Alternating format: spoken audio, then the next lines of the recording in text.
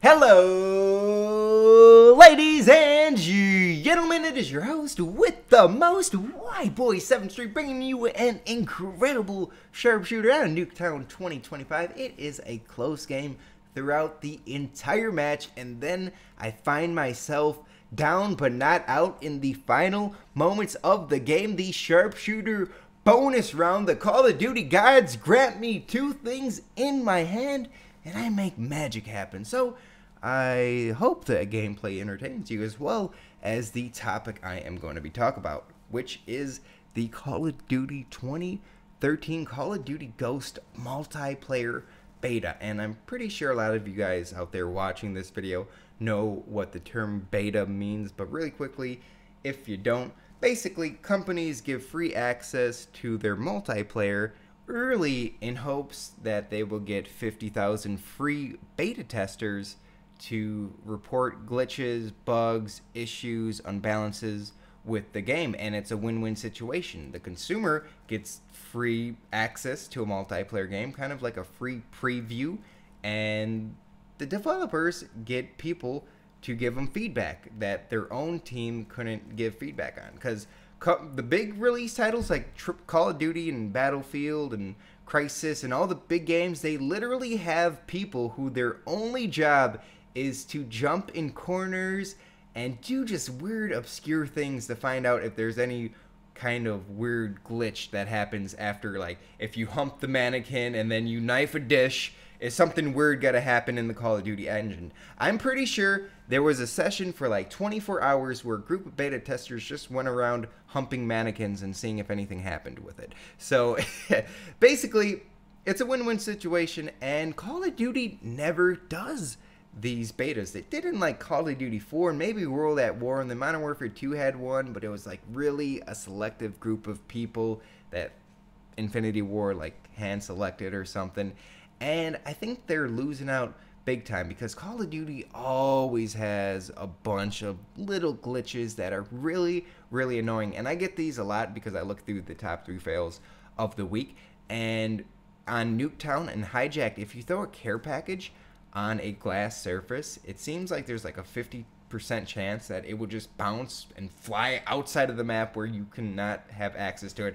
Triple with the rocket propelled grenade, another historic moment here on the channel. Ladies and gentlemen, you don't see that every day, and if you do see it every day, it's probably here on my channel. I'm breaking records. Triple with the RPG, a rare occurrence, especially in Sharpshooter where there's only 8 total people and I'm one of those persons. So that, I thought that was pretty cool. So Call of Duty has this, and I don't blame them for not having a beta. I would really like the beta. I think it would be awesome and it will make the game better. But if history repeats itself, there's got to be no beta, and it seems like history is already repeating itself in the Call of Duty hype cycle. It's like this every year. So there's usually around May, there's some kind of leak of the next Call of Duty title. They officially kind of announce it, and then NBA playoffs roll around, which conveniently it's the same time of this year. There's got to be a single player trailer on the NBA finals, and then a few months later they're gonna release the guns, and then they'll release some multiplayer info, and then whatever new features, they're just gonna highlight the new features over and over and tease little by little by little by little. There'll probably be some kind of tournament and in a few months about the next Call of Duty, and that's how it goes, and it works. It gets me hyped up for the game. It gets me excited for the new game. But without a beta, I think they're missing out on the biggest and best way to advertise. And the best thing about this way, it's freaking free, and that's word of mouth. When you guys tell your friends about Whiteboy7thst and what we do here on the channel, that's way better than a like. I would appreciate a like on this video, especially for this awesome gameplay. We're turning down to the Sharpshooter round, and I'm gonna be down about 70 points. 70 points? But I got 2 things in my hand. Nothing matters now. So word of mouth is the best way to advertise, and if there's a Call of Duty Ghost beta, people are going to be talking about it on Facebook and Twitter, and having their friends who don't even play Call of Duty have an opportunity and hopefully get hooked into Call of Duty if there's a free beta. You see it with free-to-play all of the time. I'll download a free-to-play game, like League of Legends.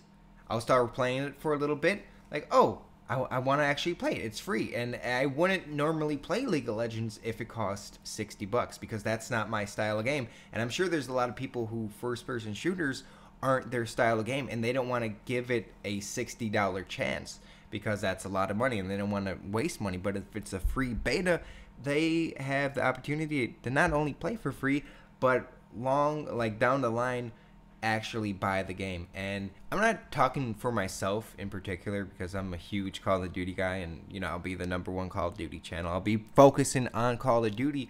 But as a consumer, if you're wondering what's going to be the next first-person shooter to play on the next consoles, and you have an opportunity to play Battlefield 4 for free before Modern Warfare 4 or Call of Duty Ghost comes out, what if you get hooked on Battlefield instead of Call of Duty and you switch over?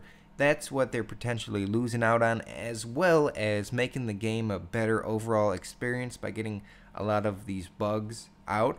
And it's got to make the hardcore consumers happy. Give it to the people who subscribe to Elite. That's all we're asking for. So if you think this is a good idea, please support it. Give it a like. Spread the word. We want a Ghost beta. Bye.